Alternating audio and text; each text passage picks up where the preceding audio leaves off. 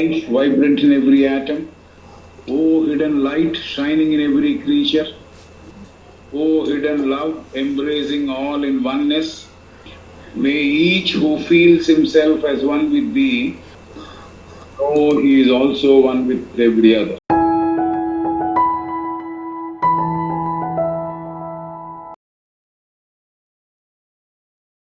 పోయిన క్లాస్లో మనం అధ్యయనం చేసిన మోనాడ్స్ గురించి సమరైజ్ చేసి ముందరికి వెళదాం. మూడవ భగవదంశ ద్వారా బ్రహ్మ ద్వారా జరపబడిన క్రియ వల్ల ప్రాణకోటిలో చైతన్యంతో ఎదగడానికి వీలుగా 5 పరిసరములున్న లేక 5 పొరలున్న క్షేత్రము నిర్మింపబడింది. ఫీల్డ్ ని క్షేత్రం అని రాశా. 5 పొరలున్న క్షేత్రము లేక 5 పరిసరములని నిర్మింపబడింది. ఇది బ్రహ్మ ద్వారా జరిగింది. ఈ విడిభాగములు చైతన్యతోనున్నవి.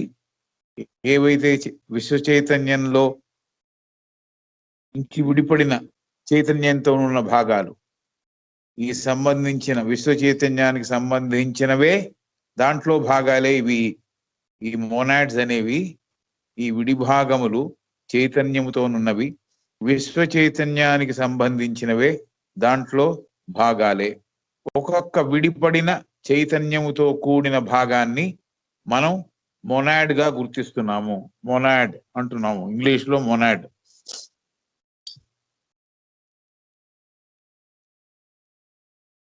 తెలుగులో దాన్ని తురీయాత్మ అని కొంతమంది ట్రాన్స్లేట్ చేశారు. బట్ నా కరెక్ట్ వర్డ్ గా నాకు అది అనిపించట్లేదు. తురీయాత్మన లేకపోతే ఆత్మబుద్ధి, ఈ హయ్యర్ మనస్ యొక్క ఆ యూనిట్ ఆఫ్ కాన్షియస్నెస్, ఆ 3 కలిగిన కాన్షియస్నెస్, మొనాడిక్ ఎసెన్స్, మొనాడ్ అనే మాటతోనే మనం ముందరకెడుతున్నాం. ఒక్కొక్క విడిపడిన చైతన్యపు భాగాన్ని మనం మోనాడ్ గా గుర్తిస్తున్నాము. ఈ మొనాడ్స్, ఈ చైతన్యపు విడిభాగాలన్నీ భగవంతునిలో పరబ్రహ్మంలో భాగాలు. అతని సంతానములాగా, అతని పిల్లలాగా, అతని సన్ అని రాసింది ఆవిడ, అతని పిల్లల్లాగా మనం అర్థం చేసుకోవాలి. సో ఈ విడిపడిన చైతన్య భాగాలన్నీ కూడా పరమాత్మలో పరబ్రహ్మంలో భాగములు కాబట్టి అతని సంతానములాగా, ఊరికే ఎలా అయితే ఫాదరు సన్ అంటామో అలా మనం అర్థం చేసుకోవాలి అని అన్నారు మేడం గారు. ఈ భాగాలకి పరిపూర్ణత ఇంకా సిద్ధించలేదు. ఈ విడిపడిన చైతన్యపు భాగాలకి పరిపూర్ణత ఇంకా సిద్ధించలేదు. క్రమేపీ జీవితంలో, జీవిత ప్రయాణంలో పరిస్థితులను ఎదుర్కొంటూ పరిపూర్ణత వైపు ఈ భాగాలు ప్రయాణిస్తున్నాయి. ఈ భాగములు పరిపూర్ణత పొందినప్పుడు భగవంతునిలో ఐక్యమవ్వగలవు, భాగమవ్వగలవు, చేరిపోగలవు. ఇది పరిపూర్ణత సాధించడం అంటే. పరిపూర్ణత సాధించడానికి జీవితంలో ప్రవేశం జరిగిన తర్వాత జీవితం ప్రయాణంలో పరిస్థితులను ఎదుర్కొంటూ పరిపూర్ణత వైపు ఈ విడి భాగాలు, ఈ విడి చైతన్య భాగాలు ప్రయాణిస్తున్నాయి. సరే, ఈ విడిపడిన చైతన్యపు భాగాలు పదార్థపు తొడుగులో ప్రవేశపెట్టబడి ఉన్నాయి, బంధింపబడి ఉన్నాడు. అలాగా ఈ మోనాడ్ కూడా అతడు అంటుంది ఆవిడ, హీ అంటుంది. కాబట్టి ఈ మోనాడ్ పదార్థపు తొడుగులో ప్రవేశపెట్టబడి బంధింపబడి ఉన్నాడు. ఈ బంధము గనక వీడిపోతే, ఈ బంధం గనక వీడిపోతే సర్వజ్ఞత, సర్వవ్యాపకత్వము ఈ మొనాడ్కి సొంతం అవ్వగలవు. సర్వవ్యాపకత్వం అంటే ప్రతి చోట ఆవరించినవాడు, అలాగే సర్వజ్ఞత అంటే ప్రతిదీ తెలిసినవాడు. ఈ 2 క్వాలిటీస్ కూడా ఆ మొనాడ్లో పిండంగా, ఎంబ్రియోగా అమ్మగర్భంలో ప్రవేశించి శాశ్వత తత్వము పెరుగుతోంది అని చెప్పింది. ఈగో అంటే నార్మల్లీ ఈగో, పర్సనాలిటీ అని 2 మనకు తెలుసు. ఈగో అని దివ్య జ్ఞాన పరిభాషలో ఆత్మ, బుద్ధి, ఊర్ధ్వ మనస్సు ఆ కలిసిన యూనిట్ ని ఈగో అని పిలుస్తాం. ఆ ఈగో శాశ్వతత్వము అమ్మగర్భంలో పిండముగా ప్రవేశించి పెరుగుతోంది. గర్భంలో ఉండగా తల్లి ద్వారానే బలం పుంజుకుంటోంది, రూపాన్ని సంతరించుకుంటోంది. తర్వాత ఈ ఈగో, ఈ శాశ్వత తత్వం పుట్టిన తర్వాత 7 ఏళ్ల దాకా కూడా పూర్తిగా ఆ శిశువు యొక్క శరీరంలో ప్రవేశించి ప్రభావం చూపించటం లేదు. 7 ఏళ్ళు పడుతుంది కంప్లీట్ గా ఆ ఈగో ఆ శరీరంలో ప్రవేశించి పనిచేయడానికి. సో శాశ్వత తత్వము విల్లాడిలో లేకపోతే శిశువులో ప్రవేశించడానికి 7 ఏళ్ళు పడుతుంది. ఆ తర్వాత ప్రత్యేకతని సంతరించుకొని అతను జీవిస్తాడు అని చెప్పారు. ఇది పోయిన క్లాస్ లో మనం టూకీగా దాన్ని మనం వర్ణించడం పోయిన క్లాస్ లో చదువుకున్నది. అది that is what I thought I should, because units of consciousness విడిపడిన చైతన్యపు భాగాలు విశ్వ చైతన్యంలోంచి విడిపడినవి. ఈ విడిపడిన చైతన్య భాగాలనే మనము మోనాడ్స్ అంటున్నాము, కొన్ని తెలుగులో కావాలంటే తురీయాత్మ అంటున్నాము. సరే, ఇప్పుడు will go with the new portion today. But during that slow evolution, ఎప్పుడైతే 7 ఏళ్ల దాకా అతనికి తల్లి మీద ఆధారపడే ఉన్నాడు, విడిగా ఆ ఈగో అనే తనలో ప్రవేశించలేదు కాబట్టి స్లోగా మందకొడిగానే సాగుతోంది ఎవల్యూషన్ అని అర్థమైన తర్వాత. But during that slow evolution with its infantile helplessness, but during that slow evolution with its infantile helplessness, its childish follies, pleasures and pains, the ego to whom it belongs is carrying on his own wider, richer life and is gradually coming into nearer and nearer touch with this body in which alone he can work in this physical world. His touch being manifested as the growth of brain consciousness. The sentence, ఒకటే sentence. So ఈ విధంలో ఈ పద్ధతిలో 7 ఏళ్ళు వయసు వచ్చేదాకా ఎదుగుదల మంతకుడిగా సాగుతోంది. చిన్నపిల్లాడి జీవితానికి సంబంధించిన తనకు తాను సహాయపడలేని స్థితిలో ఉన్నాడు. ఇన్ఫెంటైల్ హెల్ప్లెస్నెస్ అంటే చిన్న పిల్లాడి జీవితానికి సంబంధించిన ఒక తనకు తను సహాయపడలేని స్థితిలో అతను ఉన్నాడు అని. చిన్న పిల్లాడి జీవితానికి సంబంధించిన తనకు తాను సహాయపడలేని ఇన్ఫెంటైల్ సో ఇన్ఫెంటైల్ హెల్ప్లెస్నెస్, అతనికి అలాంటి ఒక పరిస్థితి ఏర్పడి ఉంది, తనకి తాను హెల్ప్ చేసుకోలేని పరిస్థితిలో ఉన్నాడు. తర్వాత చిన్నతనంతో చేసే తప్పులను చేస్తూ తర్వాత సంతోషాలు బాధలు అనుభవిస్తూ శిశు రూపంలో ఉన్న శాశ్వత తత్వము ఈగో తన విస్తృతమైన ఫలవంతమైన జీవితాన్ని జీవించే ప్రయత్నం చేస్తోంది. So this is what. But during that slow evolution with its infantile helplessness, its childish follies, pleasures and pains, the ego to whom it belongs is carrying on his own wider, richer life and is gradually coming into nearer and nearer touch with his body. So ఈ పద్ధతిలో పోయిన మాట చదువుకున్నట్టుగా 7 ఏళ్ళు వయసు వచ్చేదాకా ఎదుగుదల మందకొడిగా సాగుతోంది కాబట్టి తనకు తాను సహాయపడలేని ఒక చిన్న పిల్లాడి స్థితిలో అతను ఉన్నాడు కాబట్టి చిన్నతనం వల్ల జరిగే తప్పులను చేస్తూ సంతోషాలు బాధలు అనుభవిస్తూ శిశు రూపంలో ఉన్న శాశ్వత తత్వము ఈగో తన విస్తృతమైన ఫలవంతమైన జీవితాన్ని జీవించే ప్రయత్నం చేస్తోంది. is carrying on his own wider, richer life and is gradually coming nearer and nearer touch with his body. తన శరీరానికి దగ్గరగా చేరుతోంది ఈగో అనేది. ఎప్పుడు ఎదిగిన తర్వాత 7 ఏళ్ళు అయిన తర్వాత ఎదిగిన తర్వాత అతను చేసిన తప్పులు, అతను అనుభవించే బాధలు, అనుభవించే సంతోషాలు ఇవన్నీ అనుభవిస్తూ కొద్దిగా మెల్లిమెల్లిగా ఈ శాశ్వత తత్వం అనేది అతనిలో ప్రవేశిస్తోంది.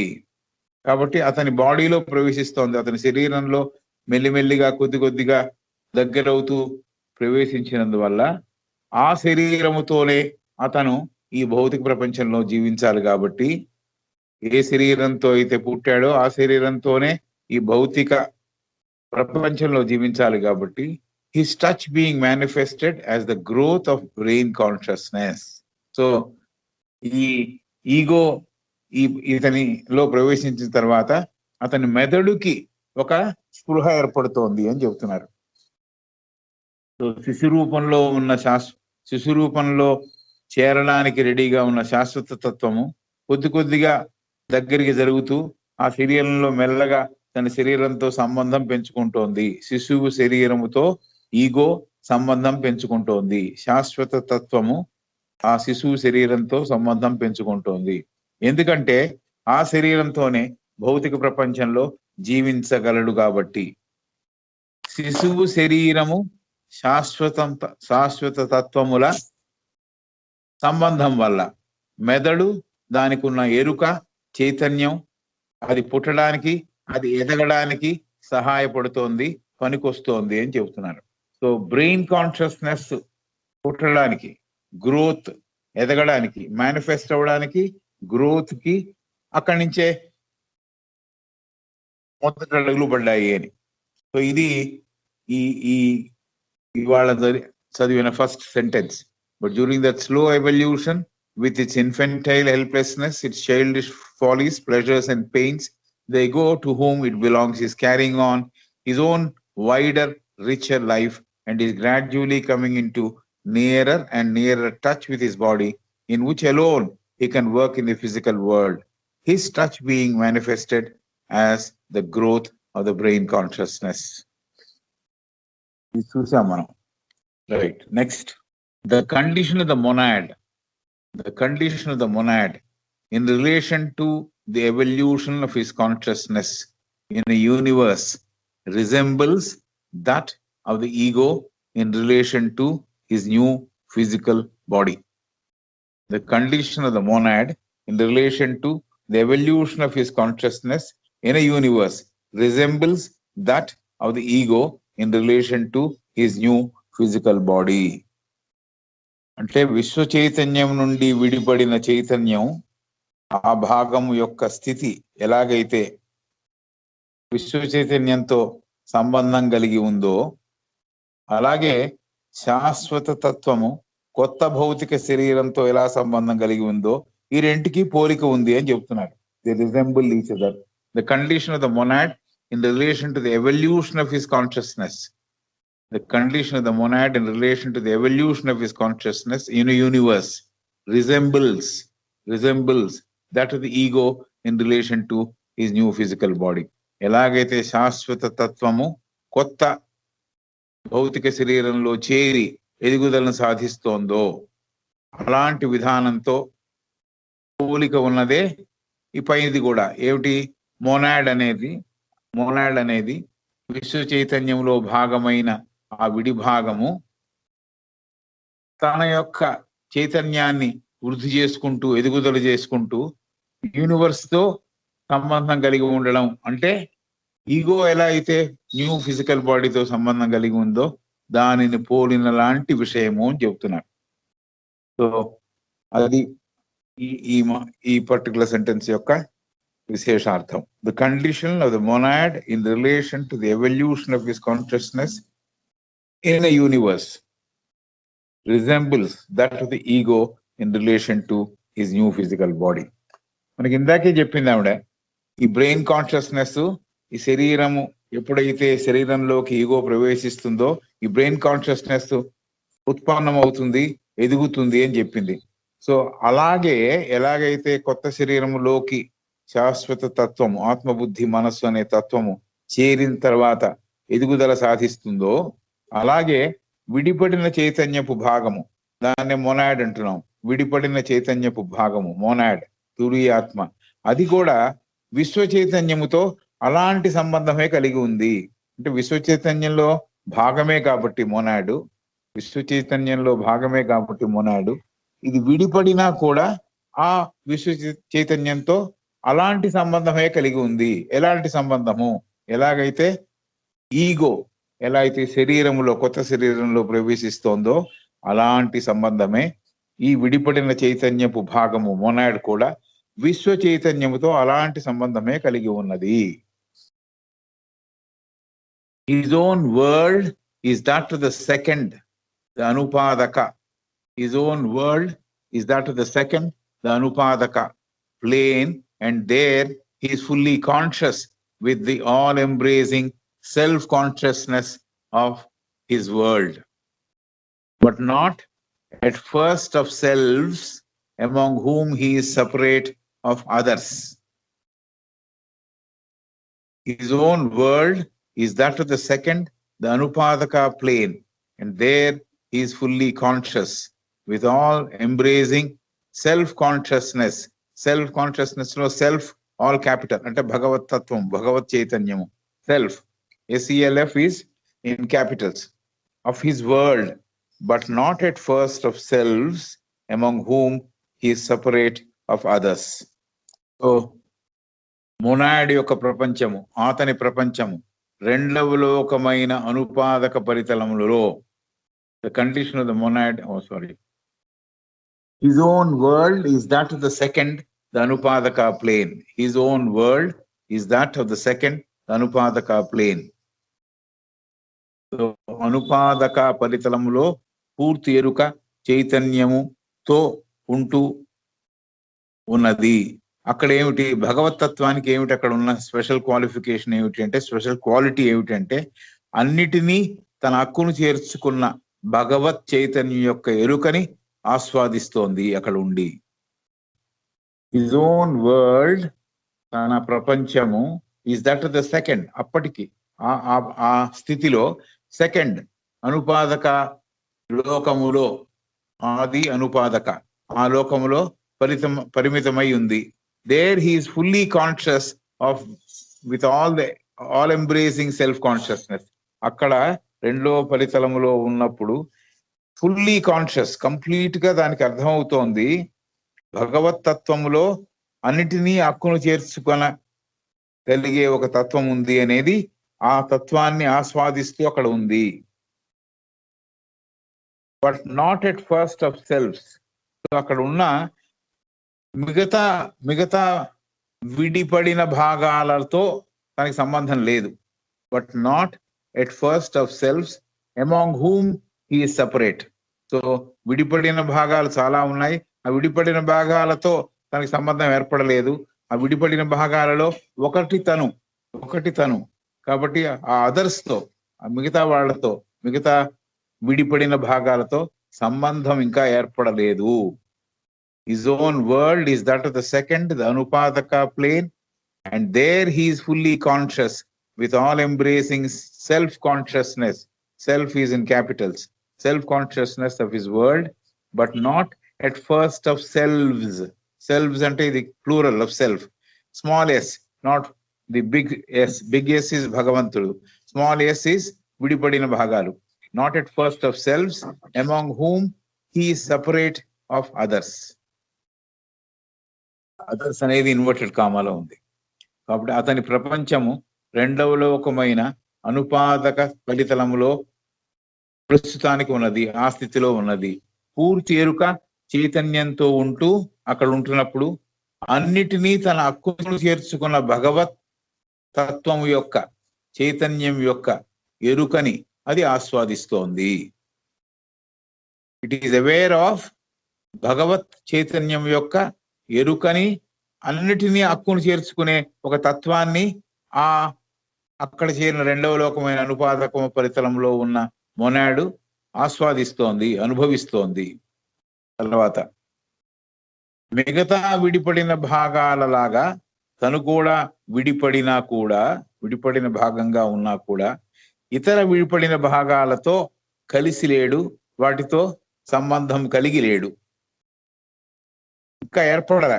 మిగతా విడిపడిన భాగాలలాగా తను కూడా విడిపడిన, విశ్వ చైతన్యంలోంచి విడిపడిన భాగంగా ఉన్నాడు గాని ఇతర విడిపడిన భాగములతో కలిసి లేడు, వాటితో సంబంధం పెట్టుకుని లేడు చెప్తున్నాడు.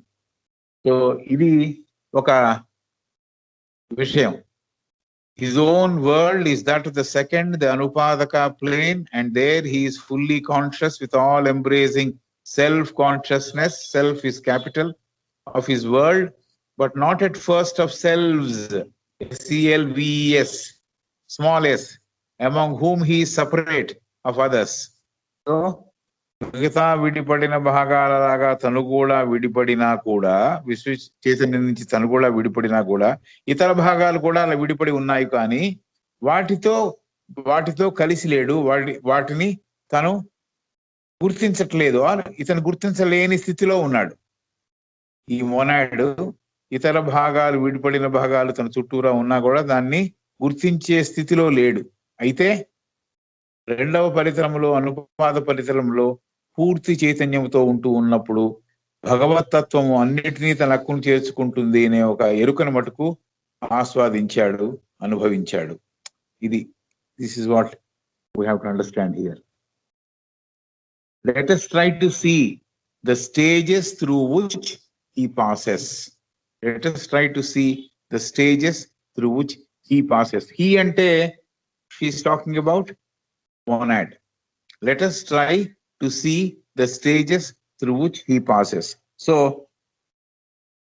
ఏ దశలను దాటుతూ వస్తున్నాడో ఈ మొనాడ్ అనేవాడు చూద్దాం అంటున్నారు మేడం గారు, మేన బెసెంట్ గారు. ఏ దశలను, ఏ స్టేజెస్ ని దాటుతూ వస్తాడో చూద్దాం అంటున్నారు మేన బెసెంట్ గారు. Let us try to see the stages through which he passes. ఏ దశలను దాటుకుంటూ అతను ప్రయాణం చేస్తాడో చూద్దాం అంటున్నారు.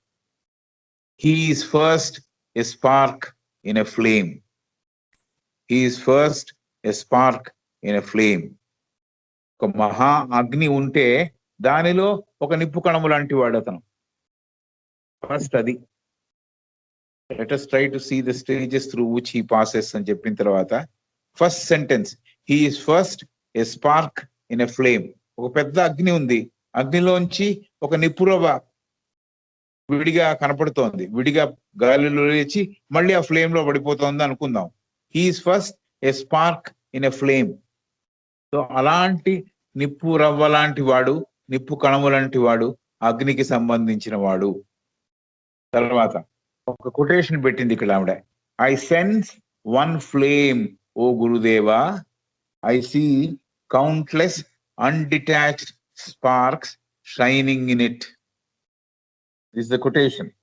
I sense one flame, O Gurudeva.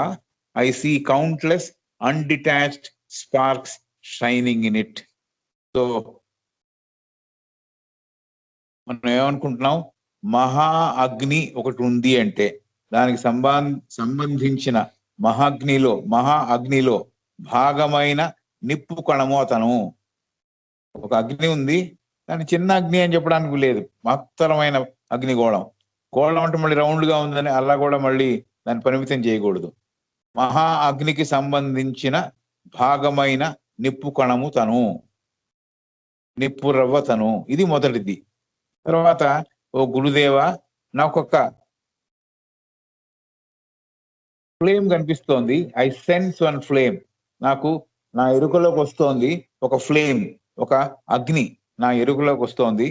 ఓ గురుదేవ, లెక్క కందని దగ్గర సంబంధం కలిగి ఉన్న నిప్పు రవ్వలు కాంతితో, వెలుగుతో కనిపిస్తున్నాయి.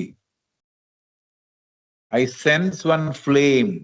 ఒక్కటే ఒక్క ఫ్లేమ్ నాకు నా స్పృహలోకి వస్తోంది. ఈ quotation from a book occult catechism అనే పుస్తకంలో కొటేషను, సీక్రెట్ డాక్ట్రిన్ లో HPB గారు వాడిన quotation. I sense one flame O Gurudeva, I see countless undetached sparks shining in it. Undetached, విడిపడని, విడిగా ఎక్కడికో ఎగిరిపోని. కాబట్టి నాకు ఒక పెద్ద ఫ్లేమ్ కనిపిస్తోంది, నాకు ఆ ఫ్లేమ్ ఉంది అని నాకు నా ఎరుకలోకి వస్తోంది. ఓ గురుదేవా, ఓ భగవంతుడా. ఐ సీ కౌంట్లెస్, లెక్కలేనన్ని, లెక్కకందని undetached sparks shining in it. So ఆ నిప్పులోంచి విడిపడకుండా నిప్పులో భాగమై ఉన్న నిప్పు కణములు చాలా కాంతివంతంగా వెలుగుతూ కనిపిస్తున్నాయి అని. ఇది ఒక కొటేషన్ నాడు వాడారు. ఈ కొటేషన్ అకల్ట్ క్యాటెచిజం అనే గ్రంథంలో ఉన్నది. దీనిని HPB గారు సీక్రెట్ డాక్ట్రిన్ లో కోట్ చేశారు. దానిని ఈవిడ ఇక్కడ తీసుకొని దాన్నే ఇక్కడ మళ్ళీ ఉటంకించారు. అకల్ట్ కేటచిజం అంటే గుప్త సారము అనే గ్రంథం. సమరీ కేటచిజం అంటే సమరీ, మతానికి సంబంధించింది అవ్వచ్చు, లేకపోతే ఒక తత్వానికి సంబంధించింది అవ్వచ్చు.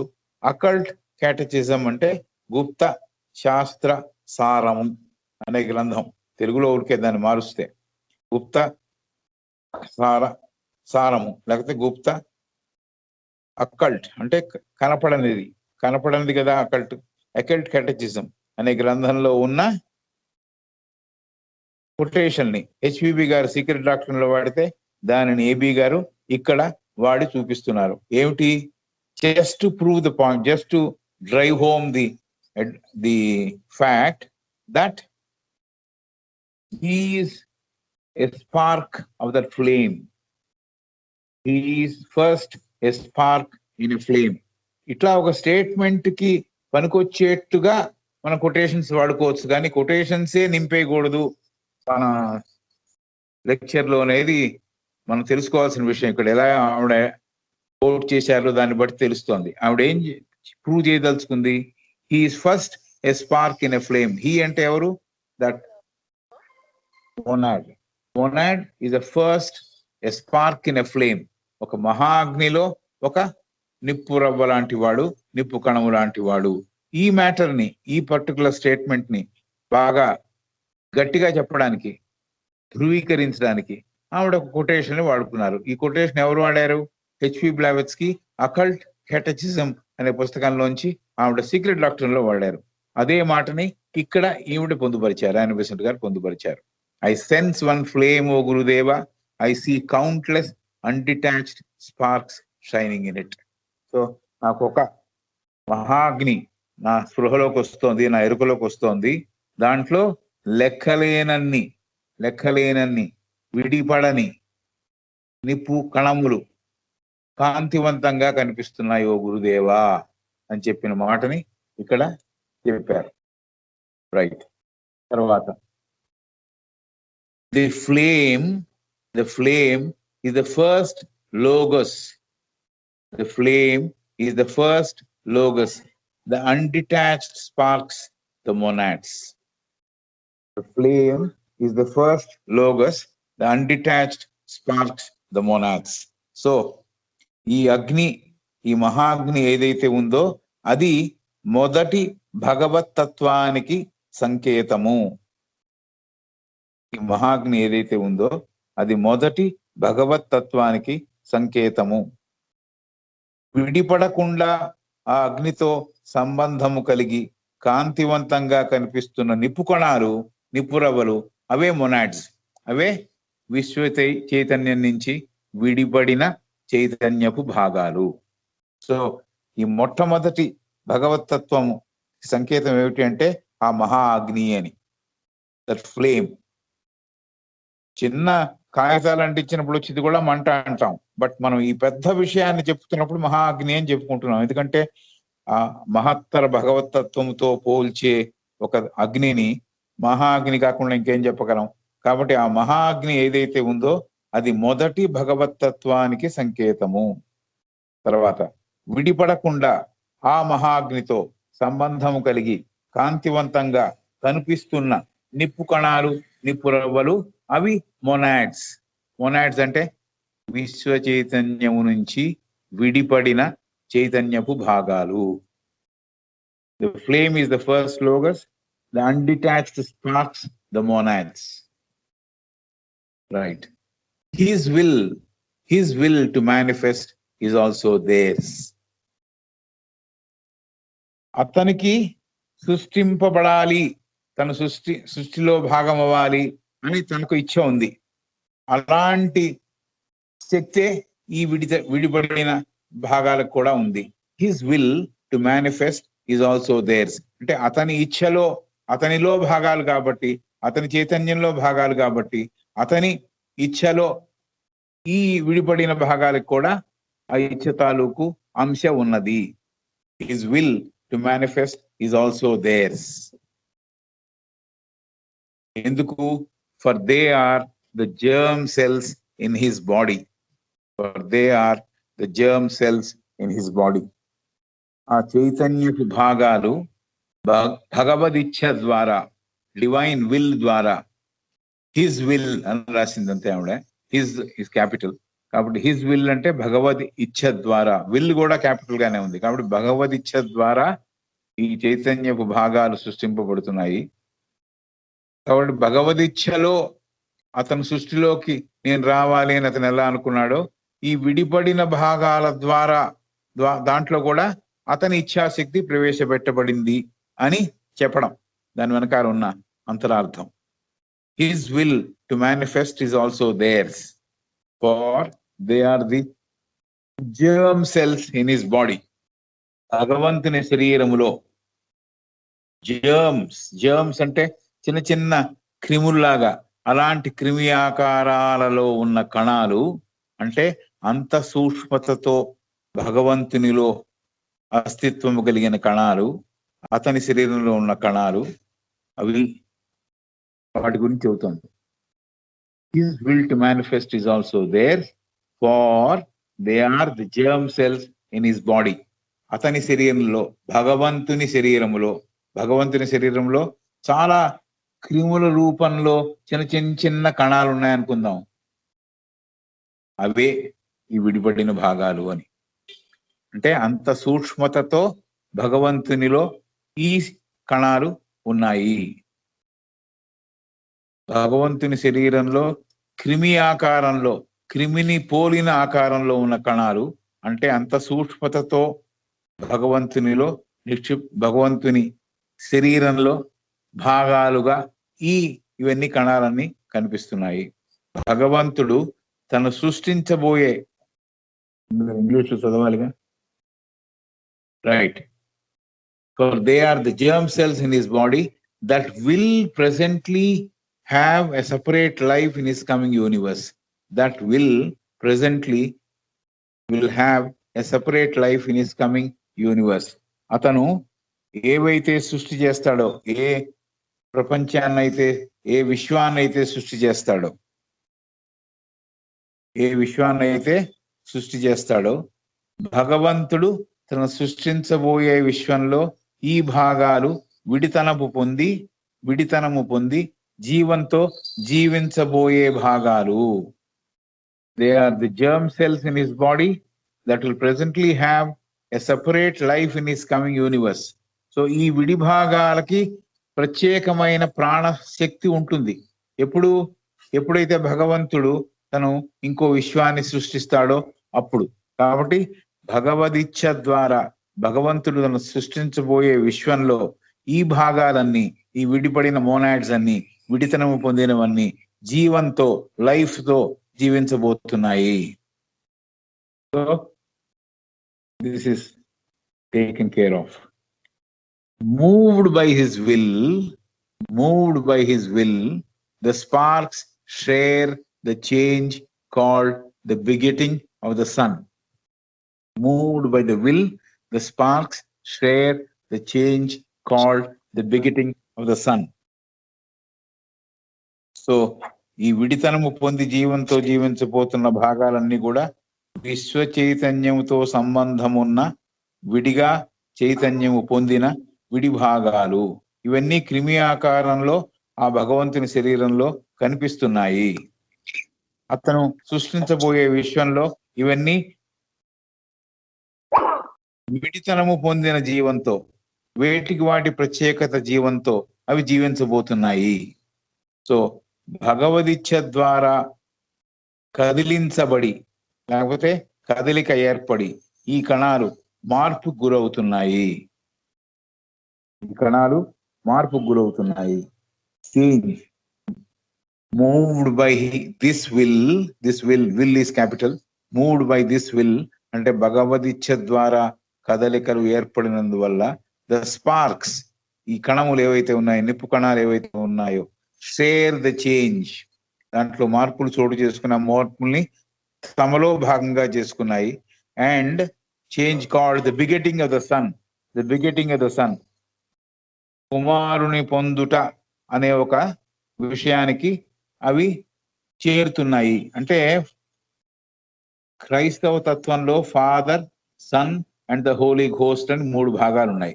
కాబట్టి ఫాదర్ నుంచి సన్ అంటే రెండో స్థితికి రెండో భగవదంశాన్ని చేరి అక్కడ ఈ భాగాలు వసిస్తున్నాయి, అక్కడ ఈ భాగాలు జీవిస్తున్నాయి. ఫస్ట్ ఉన్నది ఫాదర్ తత్వములో, శరీరములో క్రిమియాకార తత్వములో అతని శరీరంలో భాగాలుగా ఈ కణములు, ఈ విడిపడిన మోనాడ్స్ ఉన్నాయి. అది మొదటి అంశ. రెండవది అక్కడి నుంచి ఫాదర్ దగ్గర నుంచి సన్ లాగా అతని కదలిక వల్ల, అతని ఇచ్ఛాశక్తి వల్ల, అతను సృష్టింపబడాలి అనుకోవటం వల్ల, కొత్త విశ్వంలో విడితనపు లేకపోతే ప్రత్యేకత కలిగిన ప్రాణంతో ఇవన్నీ జీవించాలి. కాబట్టి ఈ కదలిక వల్ల ఈ కణాలు మార్పుని సొంతం చేసుకొని ఫాదర్ నుంచి Son, begetting of Son, Father gets the Son or Father gives birth to sun.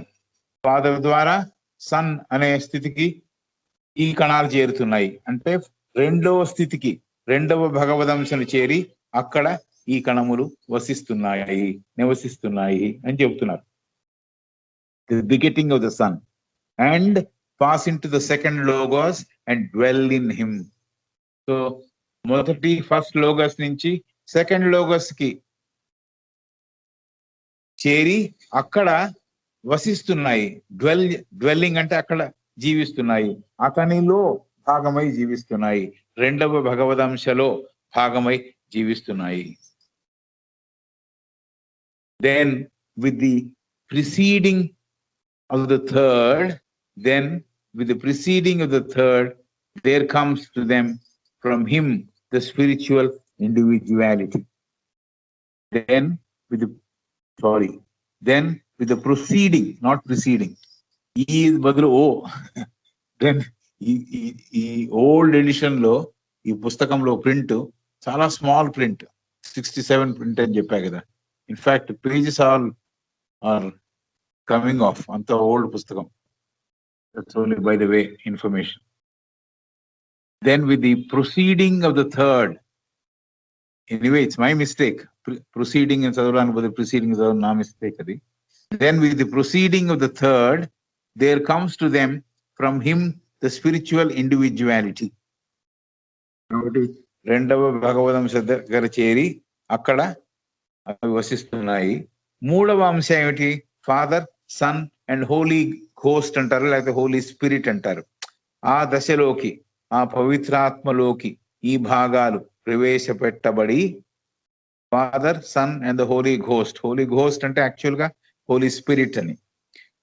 ఈ దశలోకి, ఈ పవిత్రాత్మలోకి ఈ భాగాలు ప్రవేశపెట్టబడి ఆత్మతో కూడిన వ్యక్తిత్వంగా, ప్రత్యేకమైన అస్తిత్వంతో అవి రూపొందుతున్నాయి.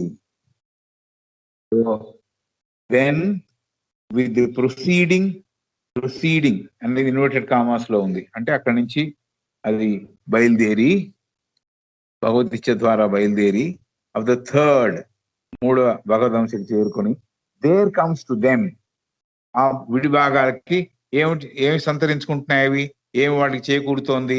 ఫ్రమ్ హిమ్ అంటే ఆ భగవతత్వం నుంచి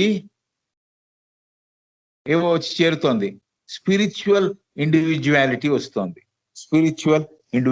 వస్తోంది. కాబట్టి మూడవ అంశలోకి Father, Son and the Holy Spirit, Holy Ghost అని కూడా అంటారు, హోలీ ఘోస్ట్ అని అంటారు క్రిస్టియానిటీలో. ఘోస్ట్ అంటే స్పిరిట్ అని. మూడవ దశలోకి, పవిత్రాత్మలోకి ఈ భాగాలు ప్రవేశపెట్టబడి, ఈ మోనాడ్స్ ప్రవేశపెట్టబడి ఆత్మతో కూడిన వ్యక్తిత్వంగా, స్పిరిచువల్ ఇండివిజువాలిటీ, ఆత్మతత్వంతో కూడిన వ్యక్తిత్వాన్ని, ప్రత్యేకమైన అస్తిత్వంతో అవి రూపొందుతున్నాయి. ఆత్మతత్వంతో కూడిన వ్యక్తిత్వంగా, స్పిరిచువల్ ఇండివిజువాలిటీ, ఆత్మతత్వంతో కూడిన వ్యక్తిత్వంగా, ప్రత్యేకమైన అస్తిత్వంతో, ఉనికితో ఆ భాగాలు రూపొందుతున్నాయి. So HPB speaks of the dawning of separateness. దీనినే హెచ్పి బ్లావత్స్కీ గారు విడిగా పుట్టుట, విడితనముతో పుట్టుట అని వర్ణించారు అని. డానింగ్ ఆఫ్ సెపరేట్నెస్, సమగ్రమైన భగవతత్వంలోంచి విడిపడిన భాగాలు రూపొందిద్దుకోవడం, సపరేట్ గా అవడం, ఆత్మతత్వంతో కూడిన వ్యక్తిత్వంగా రూపొందడం, ప్రత్యేక అస్తిత్వంతో కూడి జీవించడం, దీనినే హెచ్పివి గారు విడిగా పుట్టడం అని వర్ణించారు. విడితనం రూపుదిద్దుకోవడం అని వర్ణించారు. అంటే సమగ్రతత్వంలోంచి విడిపడిన విడితనము ఒక రూపాన్ని ధరించడం అన్నమాట. హెచ్పి బ్లావత్స్కీ గారు దాన్ని the dawning of separateness. Dawning అంటే యాక్చువల్ గా పుట్టడం, మన మీదికి ఆ ప్రభావాన్ని కలిగించేటట్టుగా కనపడడం. Dawning is something which happens in our heart, or అది మనకు కలగడం, ఆ సపరేట్నెస్ అనేది తెలవడం. దాన్నే హెచ్పి బ్లావత్స్కీ గారు ద డానింగ్ ఆఫ్ సపరేట్నెస్, విడితనము పొందుట, విడితనముతో పుట్టుట అనే దానినే హెచ్పి బ్లావత్స్కీ గారు వర్ణించారు అని చెప్తున్నారు. But still there is no sense of others. ఇలా విడిపడినా కూడా, విడిపడిన తత్వముతో ఆత్మతత్వంతో కూడిన విడితనం ఉన్నా కూడా still there is no sense of others. మిగతా భాగముల ఎరుక దానికి లేదు. But still there is no sense of others. మిగతా విడితనము పొంది ఉన్న చైతన్యపు భాగాల గురించి ఎరుక ఈ విడితనము పొందిన ఒక భాగానికి లేదు. కాబట్టి సమగ్రతత్వంలోంచి విడిపడిన విడితనము ఒక రూపాన్ని ధరించడం చెప్పుకున్నాం. ఇప్పటికీ ఈ స్థితిలో కూడా తను అంటే విడిపడిన ఆ మోనాడ్, వ్యక్తిత్వం ఉన్న ఆ మోనాడ్, ఆత్మతత్వం ఉన్న విడితనం ఉన్న ఆ చైతన్యం, విడిపడిన చైతన్యం, ఇతరులు అంటే ఇతర చైతన్యములు, ఇతర విడిపడిన చైతన్యములని గుర్తించడానికి ఇంకా స్పృహ లేకుండానే ఉంది, అన్కాన్షియస్ గానే ఉంది.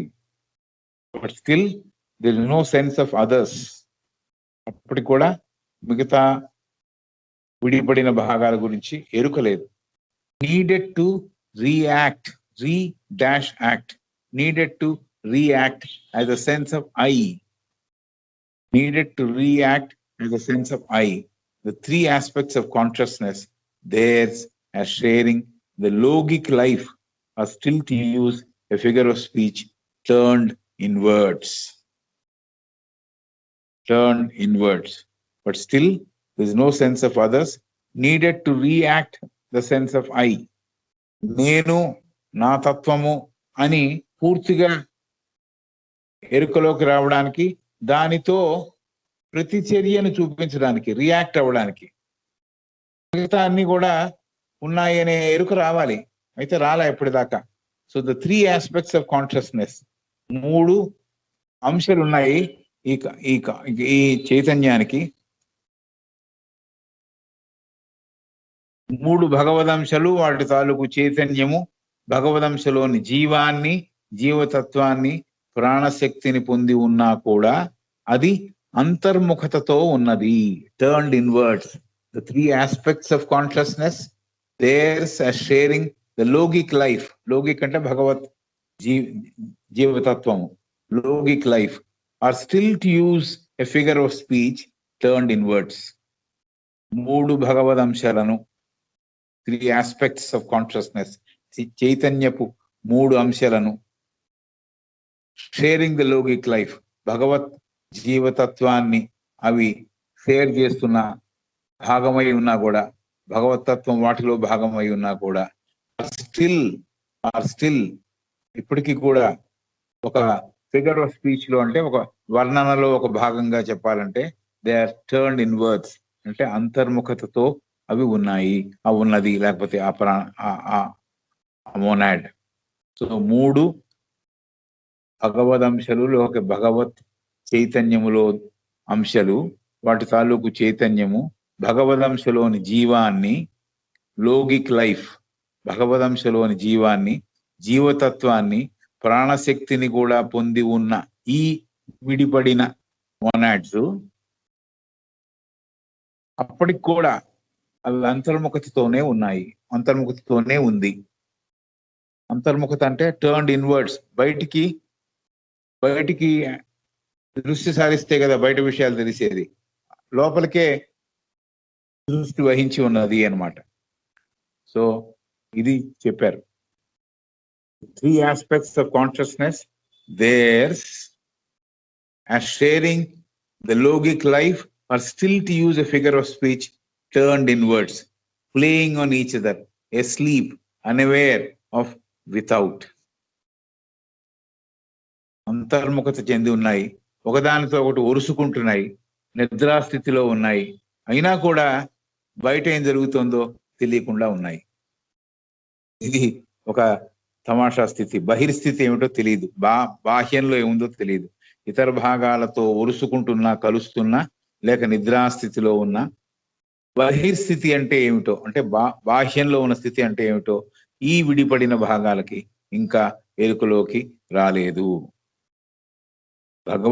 భగవంతుని చైతన్యాన్ని అనుభవిస్తున్నా కూడా, పంచుకుంటున్నా కూడా ఈ స్థితిలో అంతర్ముఖతతో ఉన్నది కాబట్టి ఈ మోనాడ్ అనేది ఇతర భాగాలతో ఒరుసుకుంటున్న ఒక ఆటము, ఒక భాగం ఇంకో భాగము తగులుతున్నాయి, అయినా కూడా నిద్రాస్థితిలో ఉన్న బహిర్స్థితి అంటే ఏమిటో, బాహ్యమైన స్థితి అంటే ఏమిటో ఈ భాగాలకి ఇంకా ఎరుకలోకి రాలేదు.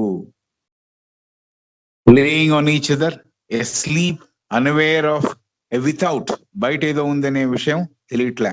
Sharing the all self consciousness, అంతటా నిండి ఉన్న చైతన్యాన్ని తనలో భాగమై ఉన్నా కూడా, అంతటా నిండి ఉన్న చైతన్యం తనలో భాగమై ఉన్నా కూడా తన వెలుపల ఏముందో, తన వెలుపల ఏ బహిర్స్థితి ఉందో అది తన ఎరుకలోకి లేకుండా ఉన్నది.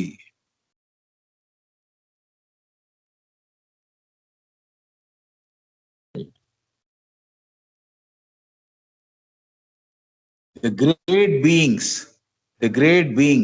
called the creative orders, arouse them the outer life. మహత్తర జీవులు కొంతమంది ఉన్నారు, వారిని ఈ సృజనాత్మక వ్యవస్థలో భాగము, ఆ క్రమతలో, ఆ హైరార్కీలో భాగం అని చెబుతూ ఉంటారు. వారు ఈ కణములకి, ఈ విడిపడిన భాగాలకి బయట ఏమున్నదో, బయట ఉన్న లైఫ్ ఏమిటో తెలియజేస్తున్నారు. The great beings called the creative orders arouse them to outer life. ఈ క్రియేటివ్ ఆర్డర్ గురించి ఇంకా విస్తృతంగా ఎక్కడ చెప్పింది అంటే పిడిగ్రీ ఆఫ్ మ్యాన్ అనే ఒక పుస్తకం ఉంది, అందరూ చదవాల్సిన పుస్తకం, the pedigree of man by Annie Besant. దాంట్లో దీని గురించి వివరాలు ఉన్నాయని చెబుతున్నారు. ది గ్రేట్ బీయింగ్స్, మహత్తర జీవులు ఎవరైతే ఉన్నారో వాళ్ళని క్రియేటివ్ ఆర్డర్ లో భాగంగా అంటున్నాం. అంటే ఈ సృష్టి జరిపే క్రమంలో, హైరార్కీలో భాగం అని చెబుతున్నాం. వారు ఈ విడిపడిన చైతన్యాలకి బయట ఉండే జీవితం ఏమిటి, బయట ఉండే జీవం ఏమిటి, బయట ఉండే తత్వం ఏమిటి అనేది పరిచయం చేస్తున్నారు. వాళ్ళు అరౌస్ చేస్తున్నారంటే దానిలో ఆ స్పృహ కలిగిస్తున్నారు, ఆ విడిపడిన భాగాలకి స్పృహ కలిగిస్తున్నారు. అట్లా అవి స్పృహ పొందుతున్నాయి. ఈ విడి భాగాలకి ఆ బయట ఉన్న ప్రపంచం తాలూకు జీవత్వాన్ని తెలియజేస్తున్నాయి అని చెప్పే చోట ఆగాం. కాబట్టి షల్ వి స్టాప్ హియర్ అని.